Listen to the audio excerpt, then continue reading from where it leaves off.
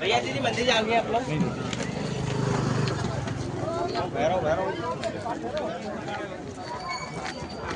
शीघ्र दर्शन ticket counter, mobile locker भी है, मोबाइल नहीं जमा करना पड़ेगा, यहीं पर करना पड़ेगा।